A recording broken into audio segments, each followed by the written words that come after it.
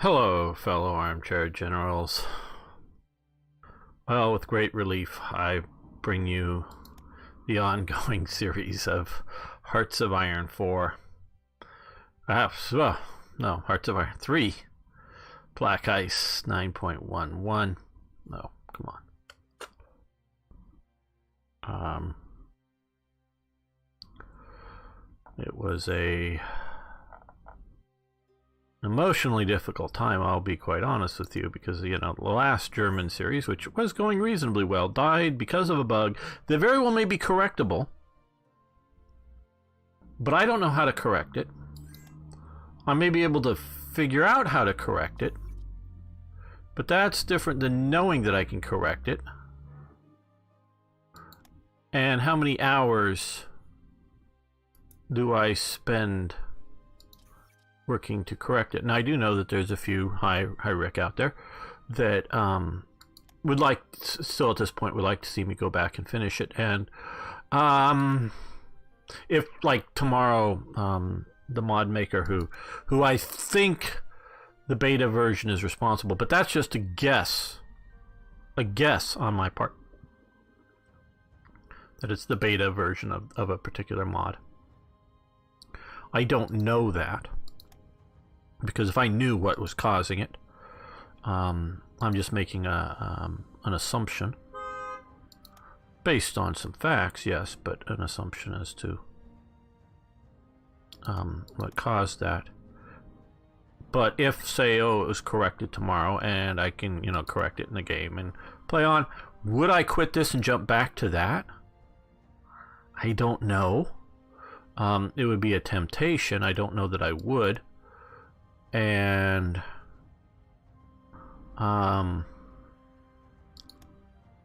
because do I delay this series?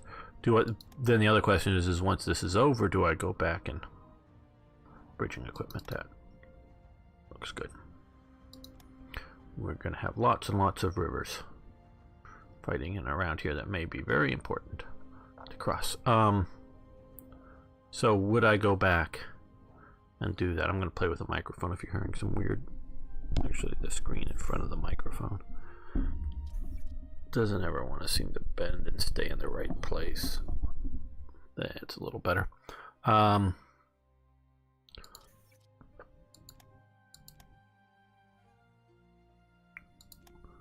So, would I go back and fix that? Do I end this game, which I really am looking forward to, the Pacific War.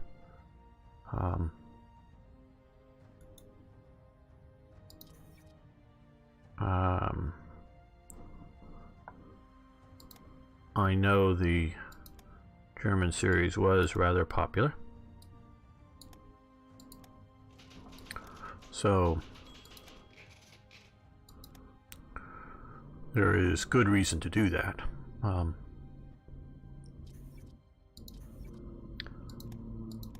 But that, and then when this series is done, even before this series is done, because we're coming up on, long before this series is done, they're going to have a new Black Ice out. I'm going to keep playing this one, don't worry. But I'm thinking of starting a, if I can, which I've had for a long time, and just various things. Some my schedule, some just waiting for the new version of Black Ice and other things. Want to do a multiplayer game with, I would love to do it with some other, and I'm going to contact a few. I don't know whether it's important enough, or I'm a big enough YouTuber that they would want to do it with, or just their schedules. Because I'm thinking of doing it or scheduling to play multiplayer on Sundays, whether their schedules would fit into it or whatever. I mean, there's lots of reasons they might not want to do it besides involvement with me. But and just to grow my channel, it would be great to have 2 or 3 other YouTubers making simultaneous episodes and releasing them at least close to each other. Not that we'd have to coordinate like exactly the same day for the same period of time or anything like that, but releasing them over time, and so that you could watch it from the Germans, from the Americans, and from the Soviet viewpoint, or whatever it might be. So you could watch it from the the thing from multiple viewpoints. That would be great, and it would help grow my channel greatly. But even if I can't interest any YouTubers, still would love to play it with some other people, and especially if it's that, I very much plan on playing as Germany, because wouldn't it be great? I mean, me as playing it, and I think you would want to enjoy watching it, is, even if, because the way I envision it, some of the countries would be very constrained, like the Soviet Union would be constrained to doing no more than basically it did, historically. Grab Bessarabia, grab the Baltic states. If they want to have a winter war with Finland, but Finland gets to, do the historical endpoint. They don't get to well, I'm gonna go after Iran and Turkey and what. No, got to do the basic history stuff. Limit that, because theoretically they don't get to know a lot of foreknowledge. But have them plan a defensive, a human truly develops a defensive plan for the Soviet Union and plays it out.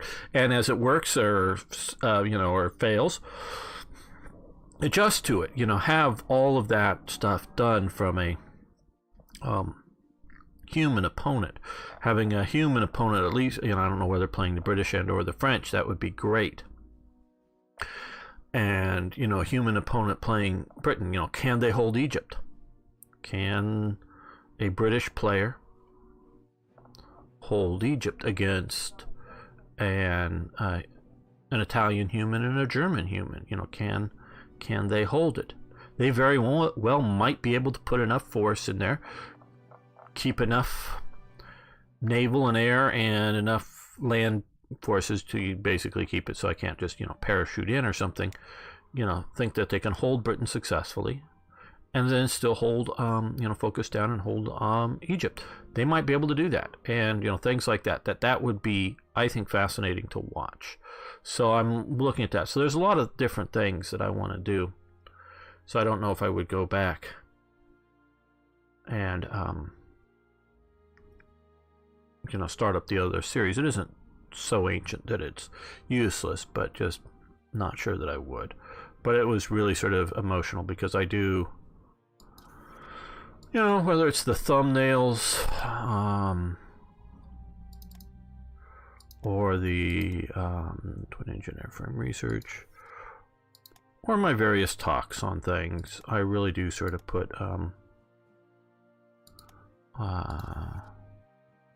a lot of effort into this series, that I sort of think of it as a work of art of a type. Sure, it's not a painting and it's not a novel or whatnot, but it's still that type of thing.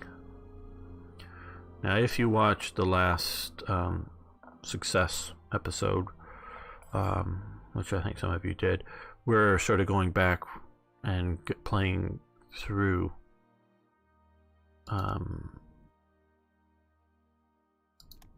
that, replaying that, because I was just plowing through the time just to make sure that we didn't have a unseen bug. And yes, something theoretically could still pop back up and go bite you in the butt kind of thing and happen, but I don't think so at this point that we've got France surrendered and Vichy formed. And as soon as I get into the Axis, I'm going to accept into the Axis, and I'll have a chance to grab up Indochina.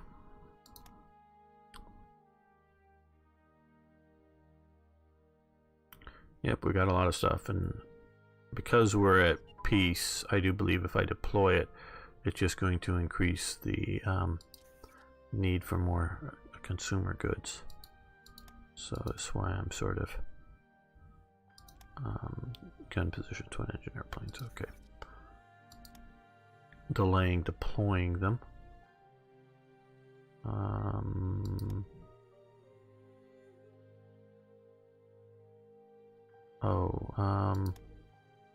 Where is gun? Oh, gun position. There we are. 38. Yeah, we're gonna have a lot of light bombers. naval air flying boats that would be useful, so we're going to let that continue. Reduces range, but okay, and I succumb to my temptation of putting another level of, well, and I think this is going to take maybe a little while. Let's throw in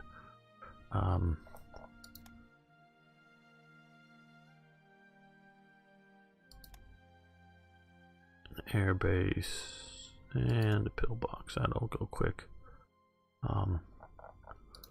Doing some more radar there, and I don't know.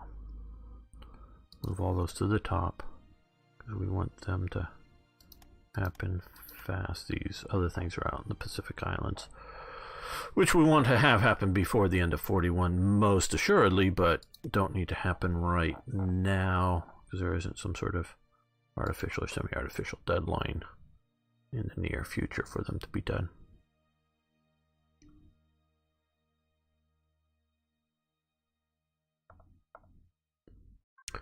I think after the first of the month I'll have the chance to join the Axis, so we're looking forward to that. Air launch torpedoes, bomb load type. There we are. Okay.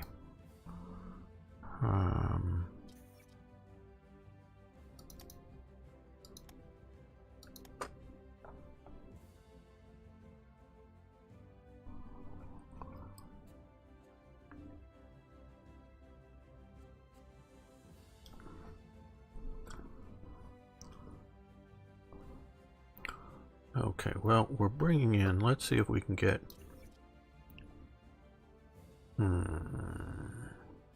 we get some steel from the Soviet Union.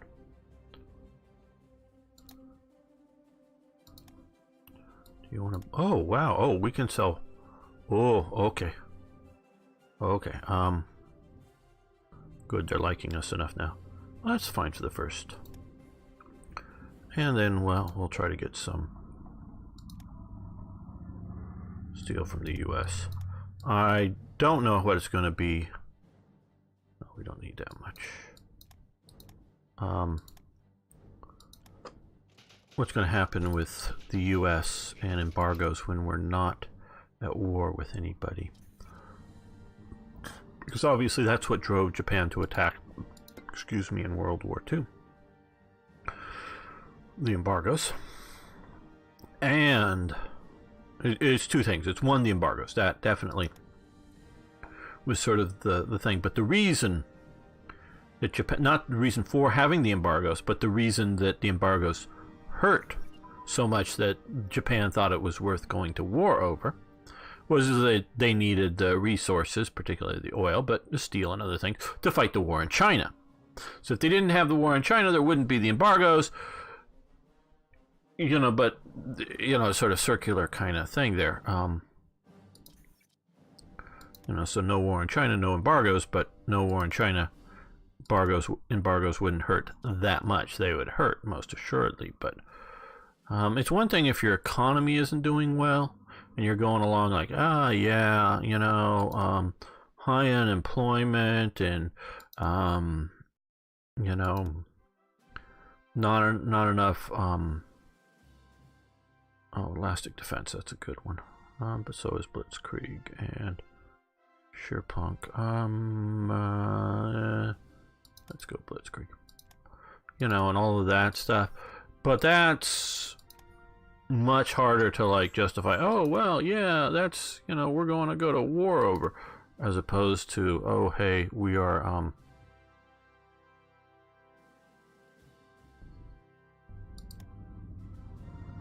yeah, we'll go with the Italian trade.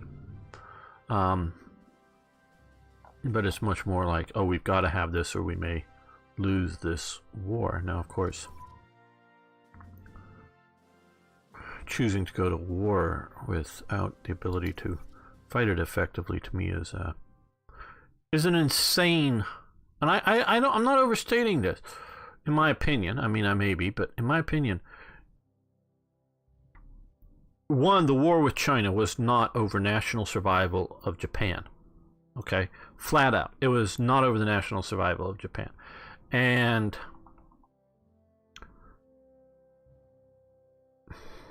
at that time, I think Japan could have pulled out all out of China except for, up in sort of Manchuria and whatever sort of Beijing that they may want to try to hold, and just do a pure defensive war, if at that. And even if, I think it would have been a hard, if had they pulled back to that, it would have been a hard time to not get Chiang Kai-shek to sign some sort of peace agreement. I think it would have. Because all you'd have to do is pull back out, stay out of China for, say, 6 months. If Chiang Kai-shek is still sort of trying to prosecute some sort of war, it's one thing to sort of be like, North and South Korea are still at the war. The U.S. is still sort of kind of involved in it. We just have a long-standing ceasefire. That's all that we have. Because, hey, under UN regulate, because that war was authorized by the United Nations on one of the days that the Soviet Union, in protest over something else, was boycotting the UN session. Just very shortly after that, and it was I don't exactly remember if it was over Korea or some other thing going on at the same time, but the Soviet Union boycotting the UN session. The U.S. goes into the Security Council, not the General Assembly, just the Security Council, on one of those days. I mean, it was only a short time period. Goes into the Security Council with the situation, and the North Koreans had invaded, and they were like down and fighting in the Pusan Peninsula or something like that. This is very early in the war. Sorry for getting some of the details wrong, but the overall story is correct. They're fighting out there, and they go in and ask for UN approval, not just UN approval for U.S. actions, but a general UN intervention to deal with the North Korean invasion of South Korea, which had to have been approved by the Soviet Union, because it was much more of a Soviet puppet state than a Chinese puppet state at the time, as far as I understand. So since the Soviet Union was boycotting, the Security Council approved an intervention to support it. That's why you had countries like Turkey and Greece sending troops to Korea to fight there. It wasn't just U.S., Britain, Australia, sort of the usual suspects that were part of the Anglo-American alliance or something. It was a bunch of other nations. I don't know who all, but send combat troops. So sometimes it was just, we sent a battalion or something like that. It wasn't that they were even Greece or somebody was sending a large part of its forces. It's just, hey, yeah, we're sending some soldiers. We're gonna have some skin in the game, literally. Some lives on the line, and they did lose Greek and Turkic lives, and we're gonna go fight there. Now, since that day, to the end of the Soviet Union, they've never boycotted a session again, because they realized, and this was before China was a member of the Security Council, and Chiang Kai-shek's Taiwan, I think, was a member of the UN, but I don't think it was a Security Council member, but I'm not sure on that. I know they were a member of the UN at the time, though. So the Soviet Union realized that it can never boycott Security Council meeting after that. So that's all been approved by the UN, and all they have is a ceasefire. So the U.S. president, whether it's Barack Obama, George Bush, Trump, whatever, and because of also U.S. legal, within the U.S. authorizations of acts of war and all that kind of stuff, is also approved the Korean War. So at any moment, the U.S. president has the absolute full legal right to attack North Korea if it finds that North Korea has violated the truce. Now you're going, yeah, if they want to. You mean like when North Korea has shelled some South Korean held islands in which there's South Korean, fishing community on it, not a whole, I mean, a few hundred people or something on it, but not a whole lot. Or when a North Korean submarine, I believe it was, torpedoes a South Korean frigate or something, a warship. You mean like those violations of the ceasefire? Yeah, I mean, anybody with any minute sense of looking at any of this stuff will see that North Korea has violated the ceasefire. So legally, justifiably, at any single moment, without any, obviously there would be, political repercussions. What? American lives are going to attack, North Korea? You're putting all those South Koreans in jeopardy from, counterattacks? Obviously there's that, but not in a legal sense. The U.S. can attack North Korea, the president, just at any time, because we're still in an active war with them. We're not in an active peace. We're in an active war that has a ceasefire. That's all it is. Okay, so, China and Japan are at war. Do they sign a peace, or do they sign a ceasefire, or do they just mostly stop shooting at each other and go back to, sort of mutually agreed, some sort of, border, and so long as you don't cross it, nobody shoots at each other? I don't know. But Japan could have done this. And sure, the current, not the emperor, but the current prime minister and the current, minister of war, who was an army general, would lose their jobs.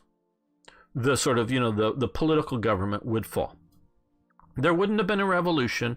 This wasn't, Japanese society come crashing down. And now and we've seen some of that here, but you don't realize until really mid-41 how chaotic the Japanese government was. I mean, you've had, if you jump back a couple of years before 36, I think it's 34 or 35, you have a prime minister assassinated. You have another attempted coup during this time period, which we saw, if you look at it, earlier events, by sort of a militarist faction that had tacit support from the high command, but wasn't really a high command push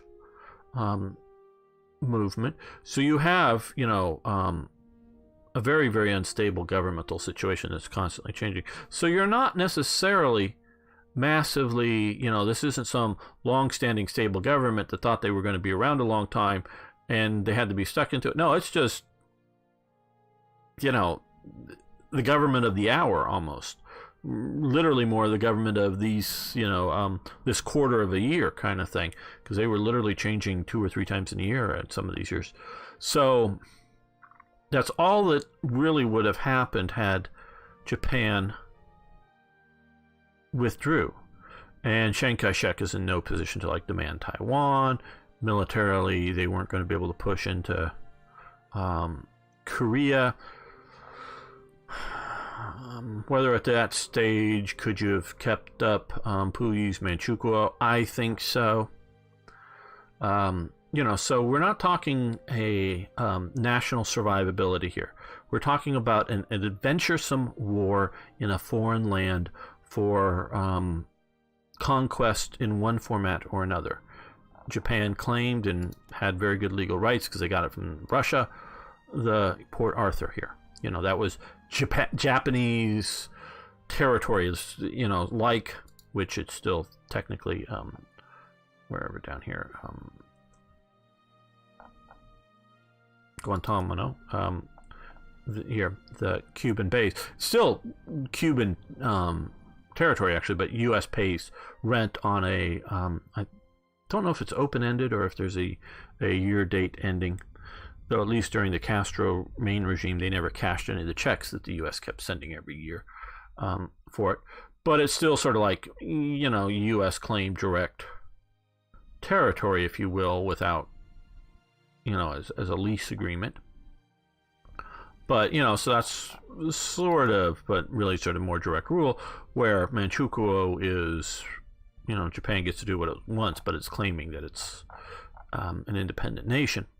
But so whatever status some of these other places maintain, you're not losing Japan. So you're in that situation of this adventuresome overseas war, literally because it's over the seas. We use that term in English a lot, and I think a lot of people in overseas war don't realize where it comes from. It comes from Britain, in that most of the wars were, unless there was a civil war of some sort, once Scotland is united, the wars are overseas. You have to go over the seas. And then the U.S., of course, has the Civil War, but then, War II with Mexico and war with Canada. That's obviously not overseas. But most modern wars for the U.S. are overseas. That you go overseas. Countries like Russia, I don't think, use that term much. Foreign wars or something maybe, but so I think it's literally insane to go, we can only maintain this war in China for another 9 months. Well, to keep that going longer, we're going to go to war with everybody else we can think of. What? Are you insane? It's entirely different if you actually think you're going to win. So that's why I'm just, I think it's an act of insanity what Japan did. Okay, Germany, I didn't even know that they went in there. Okay. So yeah, so I think it's an insanity that they did what they did.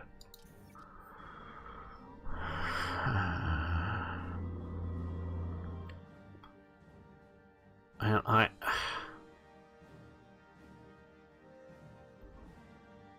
I just have trouble wrapping my head around what they were thinking. I really do. What were the... Because the admirals went along with it, mostly for steel, and a feeling of that they weren't... that if they opposed the war,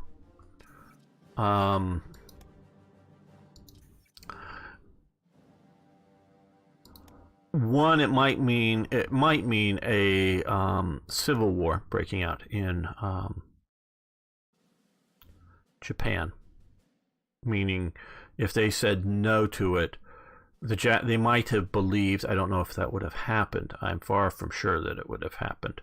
But they might have believed the army would have tried to do a coup against the navy.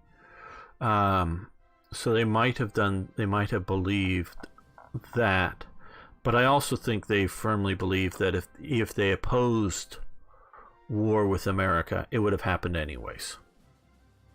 The Japanese government would have declared war, and the Navy would not have been ready to strike, or however you want to frame it. So I think they sort of felt that they needed to go along with it, even though they sort of went along with it just for steel. More steel allocated to them instead of to the army. That was part of their reasoning for going to war, or part of their conditions for supporting going to war. But it was really, quite honestly, as I'm saying, an army-driven operation. And what were they? Now, I know to a point they were just, oh, well, this has happened in the past, and this is how it's going to happen this time. They saw, in the past, great empire that had territory, right here, that they defeated, that the empire was still a long way from home, even though it was connected by land, that they were able to defeat locally, sink the fleet, destroy the fleet at Port Arthur, take Port Arthur, sink the relief fleet, and voila, they've won. And yeah, the war could have dragged on, it could have gotten worse, but Japan at that time, and the Japanese were incensed at the peace agreement that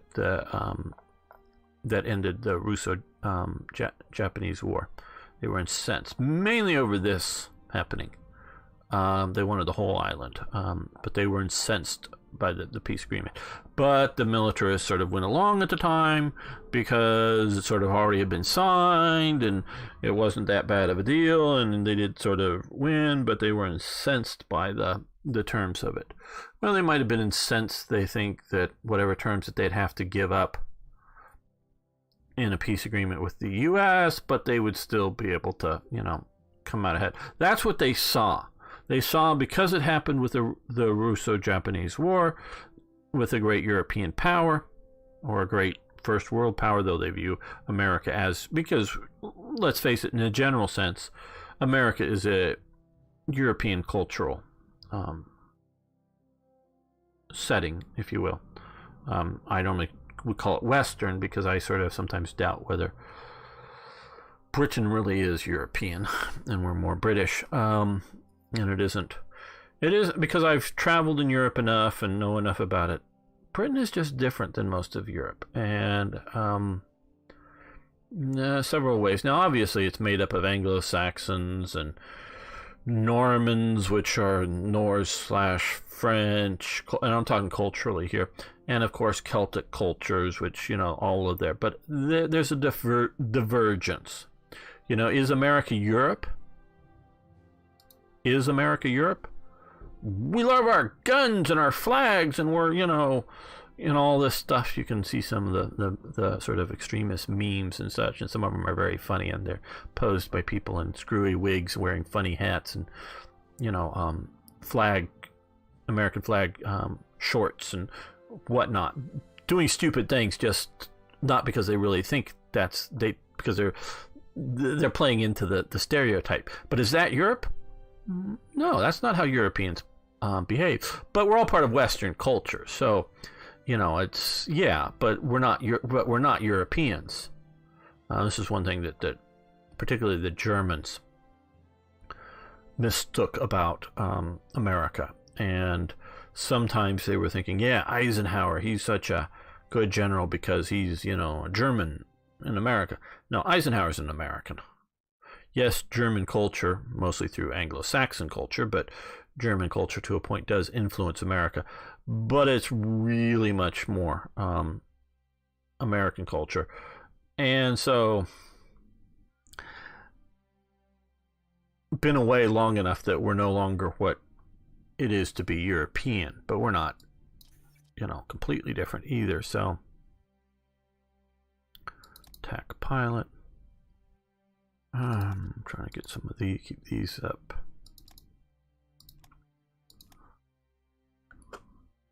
So that's sort of how Japan was, comparing us to the Russians, and we're gonna just be like that. But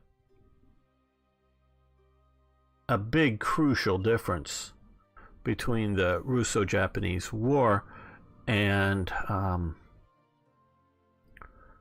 World War II. Japan, over spheres of influence, shall we say, major Russian port here, pushing influence into this part of, the region of the world, is coming into conflict with Japan. And so Japan prepares and goes to war with Russia. And selectively goes to war with Russia. And is basically only at war with Russia.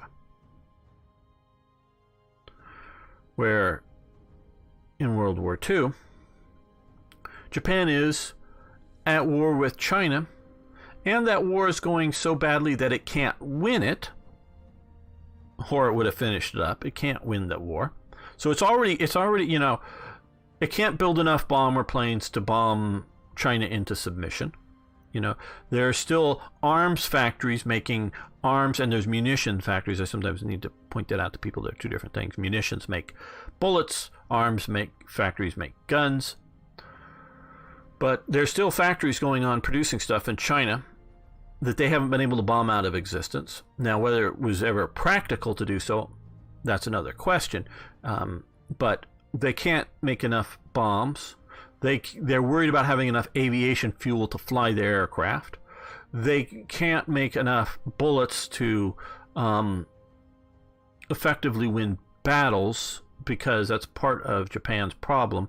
Japan, and I know this a bit more from the Navy situation, they're having severe ammunition shortages on the Japanese naval vessels before the start of the war with the U.S., meaning that they're worried about even being able to fill up the ammunition lockers on all of their ships. Now, could they have? Absolutely. But they didn't, because instead of making bombs or shells for naval guns, they were making shells for artillery pieces. Could they have stopped making shells for artillery pieces and made shells for their ships? Yes. And they, I'm sure, had some reserves, and at one point they could have loaded all their ships with shells. Even with what they had, I'm pretty sure they could have. But after one set of target practice or one battle, they're going to be short then again. So they're not even making enough ammunition to supply the naval war. So they're also not making enough to supply the ground war. So the ground war, and I don't know this is in detail because I haven't read the books by it. They may have been written, but I didn't see them in English. You know, because there could be 100 books in Japanese, and that doesn't do me any good. Where a Japanese destroyer captain, that's the name of the book, Captain Hara, his, I think back in the 70s or whatever, was translated into English, so that's why I know some of the stuff. It's from his book I'm getting. And he's very critical of Japan. He was a sort of a famous destroyer captain, and probably the most famous destroyer captain to survive the war. And one of the famous ones, you know, in the newspapers during the war. I don't know if he's the most famous during the war, but definitely. And we also know Japan makes martyrs out of fallen heroes. So, but surviving it. So but he's critical of Japanese decision making. So it wasn't just a patriotic hoorah book.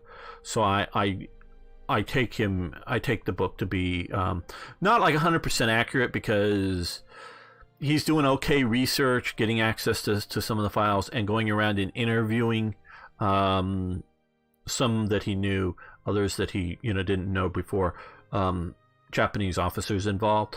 And so memories are mistaken, and records had been destroyed, and even if their records existed, in the time and availability to research for his sort of biography or his story of the war or whatever, but he might not have had a chance to access them all. So I'm sure this is not 100% accurate, but it's, I think, his honest opinion of what he really sees going on in the war. So I take it very seriously. And this is how I know that, because he was talking about this before in the days leading up, months or whatever leading up to the war with the U.S. And he's talking about these shortages that they're having. And it's just, I never knew that it was this bad. And Japanese High Command is admonishing captains to conserve ammunition usage. This is not in the desperate last days trying to hold off. No, this is in the early days before, getting ready. They're worried about this. So you have a war production situation that, so I'm presuming, and I did say earlier on that Japan, the Navy gets bribed by having a big allocation of steel to its needs as opposed to the Army's needs, because Japan can only make from places like Manchukuo. They're being faced with an embargo with the U.S. and other places, however much they could buy, a finite amount of steel. And their industrial capacity for making arms for the Army, making munitions for the Army and the Navy, making munitions, artillery shells, steel, and then steel for making ships. The Air Force does use some, but which is sort of divided between the two, as we talked about. But steel isn't, engines and whatever need very high quality steel, but that's probably not the real thing. It's big enough steel to continue to build some of the shipbuilding programs for the Navy. The Navy gets bribed with a lot more steel, which means less artillery pieces, or less shells that they're making. I don't know how much iron versus steel for the shells, and they could probably be low quality steel where you want high quality steel for engines. I don't know, but so that there's not enough steel to meet the factory demands. Meaning, if they could produce more of probably all three of those things had they had more steel. So this wasn't a reallocation of the steel factories, yes, but not, because steel is an industrial product, but not working of the steel into a piece of armor plate, or an engine in a ship or whatever. So they have the industrial capacity to produce more things made out of steel. So I have to presume that some of the reasons they're not able to easily push into places like Chongqing and take out the Chinese capital is the lack of ammunition. Because if you put together a good high quality Japanese divisions, a force of them, and there were those, and you were to move against them, I can't imagine you, unless the terrain is just some sort of god-awful thing, because you'd already destroyed all of the premier divisions that China has, that they couldn't move and take Chongqing. Now, can they hold it? Can they hold all that territory? That keep a good corridor open? Would it mean withdrawing troops from other sort of defensive areas and allow the Chinese nationalists to take back some territories? Very probably. But by moving to Chongqing, which they had moved a lot of their industry to, you've taken out a lot of their industrial production. So it would be worth a raid in force, a corps or two, of like 6 divisions or something, going after Chongqing just to take the city and then withdrawing it. And you could even announce before you're going, we're going to go raid this city publicly. So when you leave, it isn't like, oh, Japan's being defeated. They've just raided and now withdrawn. They couldn't do that. They didn't have enough ammunition. They didn't have enough machine gun ammunition, enough artillery ammunition, enough whatever, to do that and maintain all of its other needs.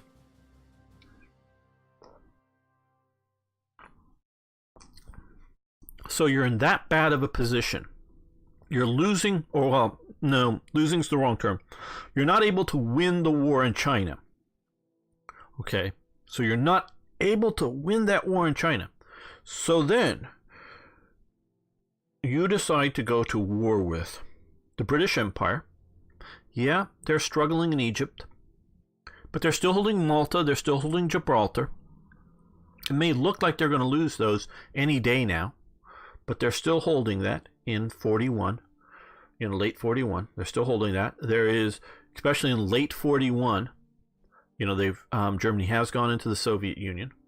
So there is no real prospect, and the Japanese attaché, I'm sure, we know some of the stuff, I know, but I'm sure has informed the Japanese, the attaché was, our ambassador or whatever, was a Japanese army officer. So he's informing the Army High Command that there is no current plans or likelihood of invading the island of Britain. So Britain in and of itself is not in danger of being conquered. They might sue for peace at any moment. You lose Gibraltar, you lose Malta, you lose Egypt. Maybe Britain's going to sue for peace, but then that means they can focus against you. Peace with Germany does not mean a good thing for Japan. But so you go to war with them. You're going to war with the Dutch, who does have, I think, most of its capital or most of its significant warships were not in European waters. They were off in the Dutch East Indies. They still have significant military forces in the Netherlands. Now, yeah, of course, they don't have any home forces anymore, but they still have Suriname, Curacao. I mean, yeah, these are pitiful little Caribbean islands, but they're still a country in being that,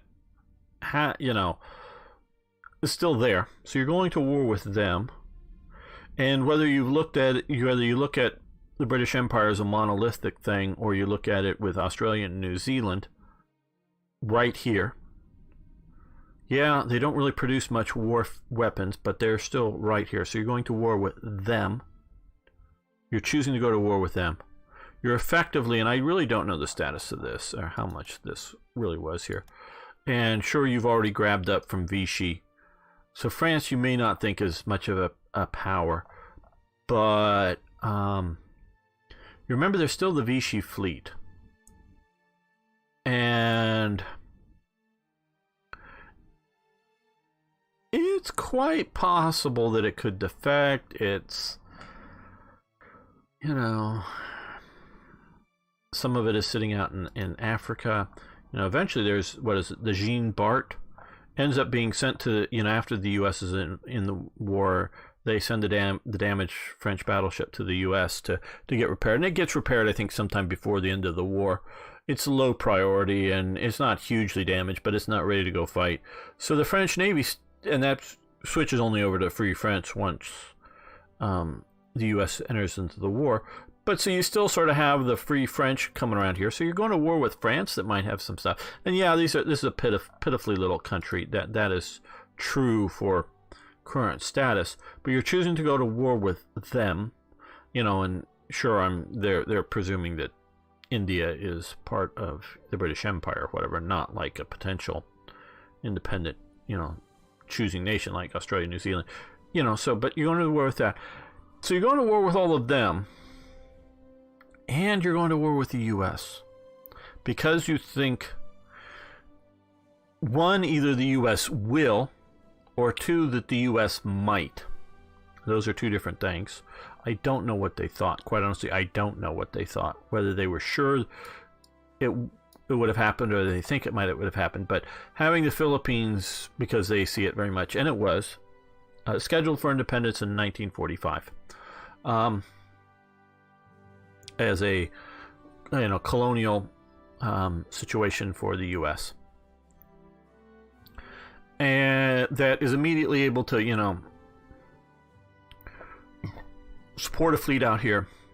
Remember, they were Mahanians, so they're looking at the big super fleet battle to decide the war. The Navy was, and having basing out here and air power, they were able, really does sort of. Japan wants to, and I know I'm jumping to a sort of another subject. Japan wants to confront the U.S. fleet as it leaves from either San Diego or Hawaii, and then moves towards Japan somewhere. And as it's coming across the Pacific, it wants to strike it with air, which isn't going to sink it, but is going to damage it, and is going to strike it with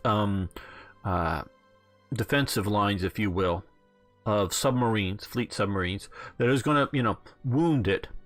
And so it's going to battle its way through to here.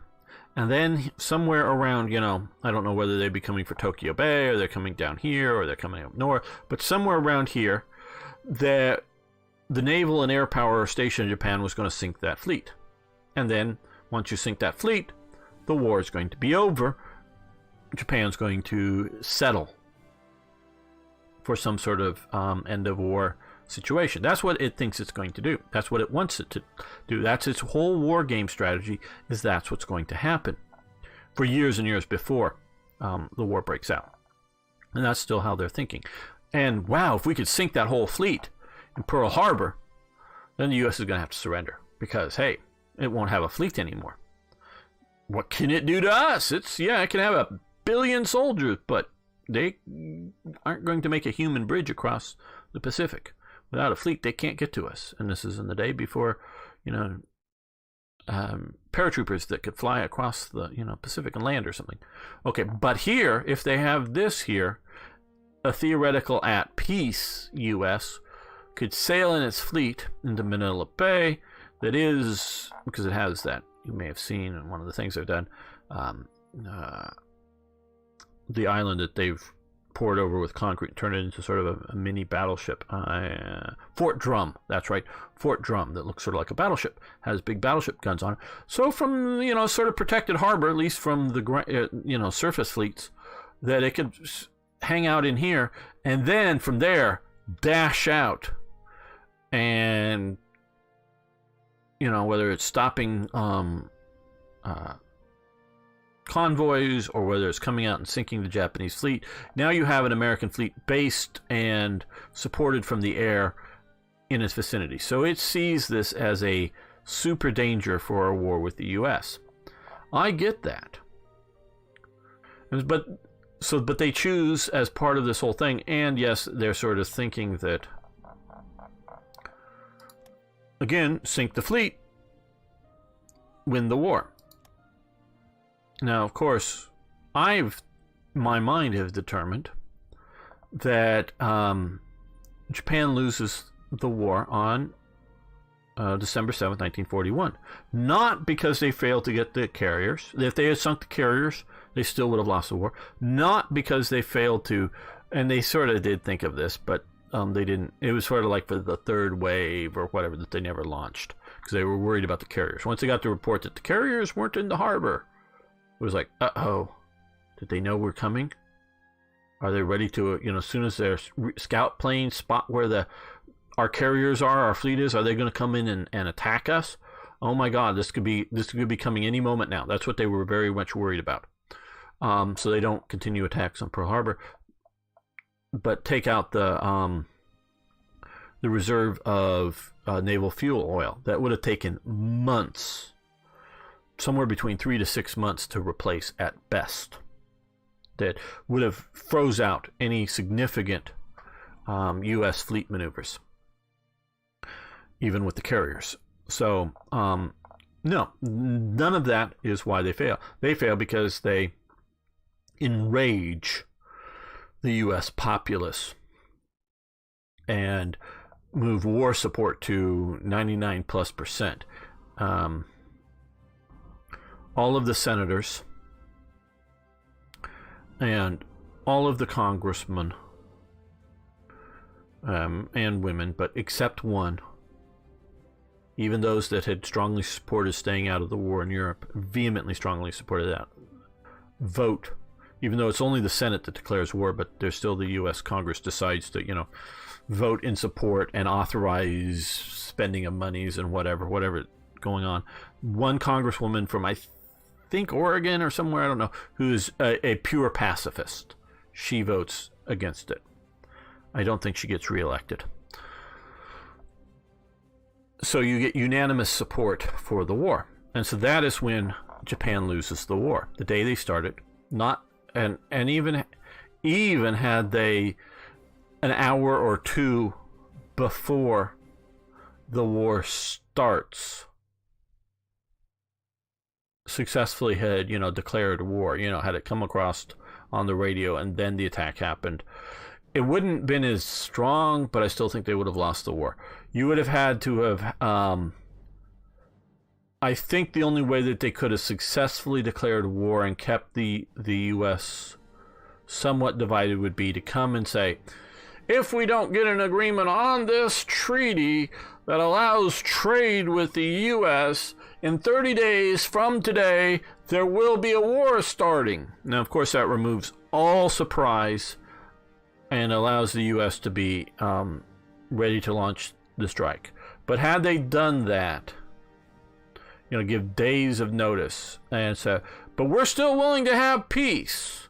If they can just agree to these, 13 points or whatever it is, I don't know. Come up with something simple like that. 5 points or war, have a nice little slogan like that. 5 points of, of what the treaty needs to be. 5 points or war.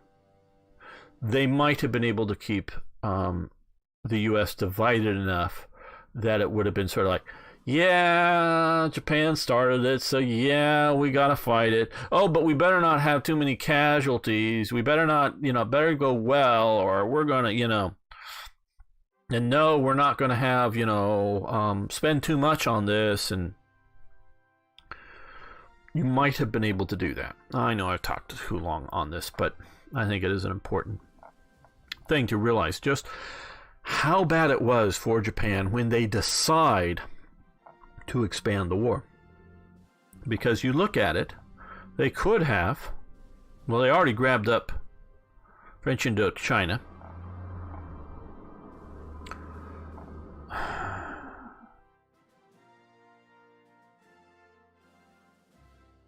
I would have secretly tried to do, and I'm just thinking about this right now, I would have talked to Germany you know, June, May 1941 and say, hey, send us a bunch of U-boats.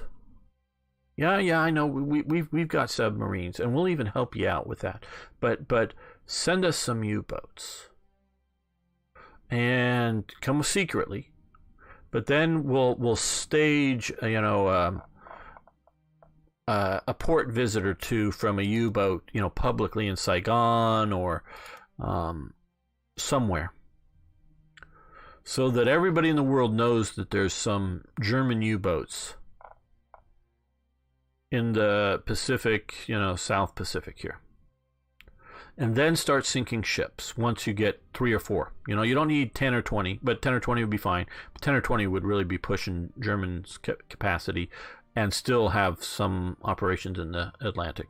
But send us 4 or 5 U-boats and have them come down into here. And then, of course, have some Japanese U-boats that, fly some German flags on if you need to. But, the idea is you don't get to, they're officially, but try to work it out. And start sinking vessels in and around here. And if you can, somehow send us, 100, 200 German soldiers. Real German soldiers, real German equipment. Whether on U-boats or on one of the covert merchant vessels or something. Get us some soldiers here. And then we'll do some commando raids against the British and the Dutch. Just somewhere. Just raid some city, some town, shell it, come around, shoot up the local armed forces. Don't, not massacre populations, but go shoot up some of the stuff, blow up some inconsequential whatever. And then at that point come in and say, Japan is moving in to protect the peace of the South Pacific and is going to occupy Dutch possessions to assure the peaceful thing until the war in Europe is settled. And we are announcing this early on. If the Dutch officials cooperate us, they'll be left in place, and they'll help manage the Dutch colonies, and then very rapidly particularly move in where the oil is, but come in and secure these things. Now, if the Dutch start really shooting back, well, you fight them, but you will give it a strong fig leaf of you're just there trying to maintain peace and stability. And very much at that stage, have fleets out sitting around in the South Pacific here. That presumably there'll be a war with the Dutch, and presumably there'll be a war with the British. And then at that point, you strike. But leave at least the initial fig leaf to just make it seem like Japan is keeping Asia out of the European war. That's what I would have done. Not saying it would have worked, but that's what I would have done. If you're going to go to war, which is insane, but direct it very focusedly, not against everybody that was at peace with you. Okay. Thanks for watching. Thanks for liking the videos.